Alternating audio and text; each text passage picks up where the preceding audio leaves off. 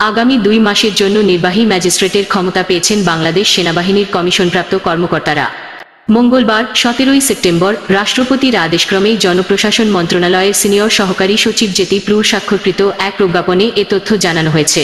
প্রজ্ঞাপন জারির তারিখ থেকে পরবর্তী 60 দিনের জন্য সেনা কর্মকর্তাদের এই ক্ষমতা দেওয়া হয়েছে। সেনাবাহিনীর নির্বাহী ম্যাজিস্ট্রেটের ক্ষমতাপ্রাপ্ত কর্মকর্তারা ফৌজদারি কার্যবিধির 1898 এর 64, 65, 83, 84, 86, 95, 2, 100, 105, 107, 109, 110, 126, 127, 128, 130, 133 ও 142 ধারার অপরাধগুলো বিবেচনায় নিতে পারবেন বলে প্রজ্ঞাপনে জানানো হয়েছে। আইনের এসব ধারা অনুযায়ী একজন নির্বাহী ম্যাজিস্ট্রেটের যেসব ক্ষমতা রয়েছে: ধারা 64, ম্যাজিস্ট্রেটের উপস্থিতিতে অপরাধ সংঘটনকারী ব্যক্তিকে গ্রেপ্তার করার বা গ্রেপ্তারের নির্দেশ দেওয়ার এবং হেফাজতে রাখার ক্ষমতা। ধারা 65, গ্রেপ্তার করার ক্ষমতা বা তার উপস্থিতিতে গ্রেপ্তারের নির্দেশনা যার জন্য তিনি গ্রেপ্তারি পরোয়ানা জারি করতে পারেন। ধারা 83, 84, 86, ওয়ারেন্ট অনুমোদন করার ক্ষমতা বা ওয়ারেন্টের অধীনে গ্রেপ্তারকৃত অভিযুক্ত ব্যক্তিকে অপসারণের আদেশ দেওয়ার ক্ষমতা। ধারা 95, 2, নথিপত্র ইত্যাদির জন্য ডাক ও টেলিগ্রাফ কর্তৃপক্ষের দ্বারা অনুসন্ধান এবং আটক করার ক্ষমতা। ধারা 100, ভুলভাবে বন্দী ব্যক্তিদের হাজির করার জন্য অনুসন্ধান ওয়ারেন্ট জারি করার ক্ষমতা।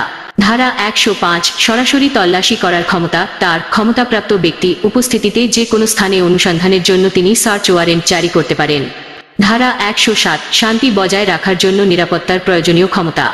ধারা 109, ভবঘুরে এবং সন্দেহভাজন ব্যক্তির ভালো আচরণের জন্য নিরাপত্তার প্রয়োজনীয় ক্ষমতা। ধারা 110, ভালো আচরণের জন্য নিরাপত্তা প্রয়োজনীয় ক্ষমতা। ধারা 126, জামিনের নিষ্পত্তি করার ক্ষমতা। ধারা 127, বেআইনি সমাবেশ ছত্রভঙ্গ করার আদেশ দানের ক্ষমতা।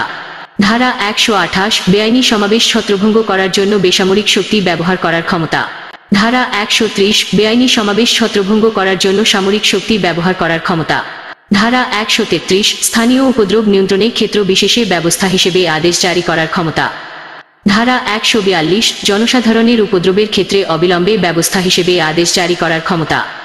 উল্লিখিত ক্ষমতা ছাড়াও যে কোনো নির্বাহী ম্যাজিস্ট্রেটকে মোবাইল কোর্ট আইন 2009 এর অধীনে মোবাইল কোর্ট পরিচালনা করার জন্য সরকার এবং সেই সঙ্গে জেলা ম্যাজিস্ট্রেট দ্বারা সংশ্লিষ্ট এখতিয়ারের মধ্যে ক্ষমতা দেওয়া হয়েছে।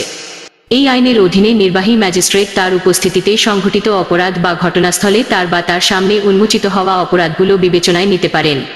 অভিযুক্তের স্বীকারোক্তির পর ম্যাজিস্ট্রেট সংশ্লিষ্ট আইন অনুযায়ী অপরাধীকে সাজা দিতে পারেন, তবে কারাদণ্ডের ক্ষেত্রে তা 2 বছরের বেশি হবে না।